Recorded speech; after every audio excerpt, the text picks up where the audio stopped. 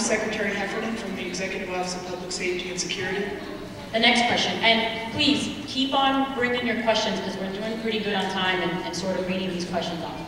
If Governor Patrick does not go through with the Federal Secure Communities program, how does he explain this to the sheriffs and the police chiefs who support this federal law?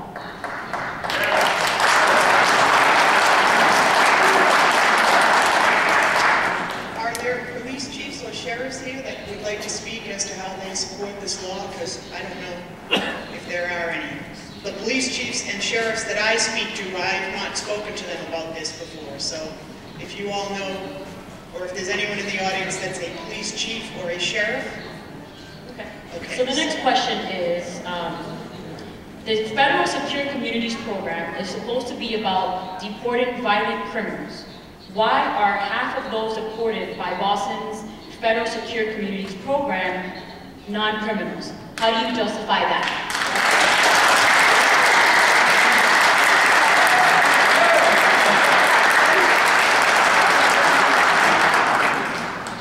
Okay, ready? The answer?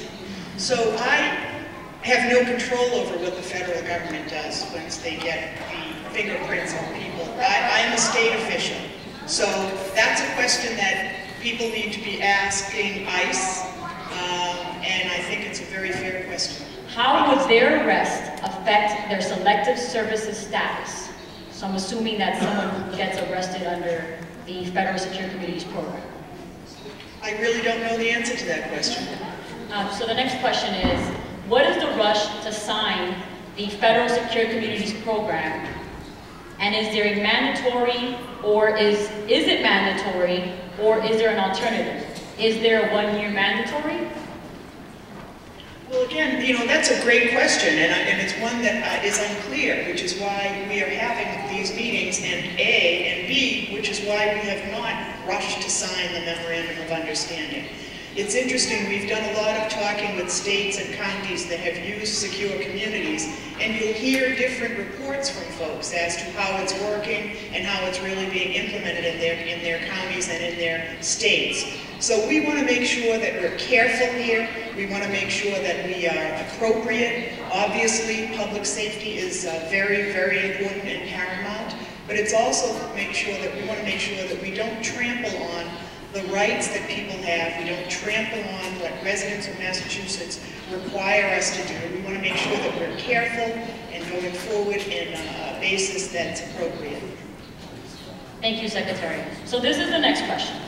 At least 3 bills were introduced in Congress that would withhold certain federal funding from the states or counties that refuse this Federal Secure Communities program. This could cost our state government and several county sheriffs nearly $7 million in annual payments from the federal government. Would that affect the governor's decision? That, again, I learned that. I did not know that bills were introduced. As you know, if they're introduced, they need to go through the process legislatively, as they do in Massachusetts. They would have to go through the congressional process. Obviously, that's a fact that we can look at and consider, because we don't want to lose any opportunities for funding. That's certainly not something that we want to do. So thank you for whoever raised that question. Thank you. So next question. Please cite statistics or how many cases of profiling have been brought to the Department of Justice in communities where this Federal Secure Communities has been enacted. Should I read that? I don't know. Again, that's a question. So the DOJ, Department of Justice. Hold on a second. Someone knows the answer. What? Oh, okay. The reason I'm putting it in because under the Secure Communities law, by the way, Marty from Holliston, the reason that the Secure I'm sorry, could you repeat your name and where you're from? Marty Land. Marty Land. Holliston. Under the Secure Communities law, Department of Justice is given the responsibility and the obligation to report any racial profile, which is prohibited under the statute. And to date, there has not been one single prosecution of racial profiling. I think that's an important thing for people along the way to understand. This is not a woke racial profiling law. Well, thank you for that distinction.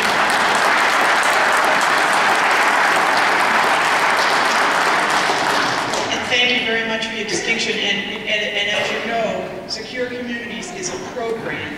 So what it does is it requires a state to enter into a memorandum of understanding. It's not a law or a statute, but thank you for mentioning that distinction. I appreciate it. So we have another question. So what happens to the fingerprint data of U.S. citizens or immigrants who are not criminals? The FBI keeps, if you are arrested and you are fingerprinted, the FBI has your fingerprints. They wouldn't go to ICE unless you were undocumented. So in other words, if they take your fingerprint, that's a lie. Hold on one second, I'm being corrected here. Under Secure Communities, if we were to sign, they would go to ICE.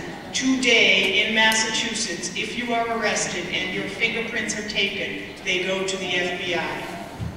So I have about 2 more questions, and one is, I'm going to read it right like it's off the thing. Why can't we opt out of Secure Communities?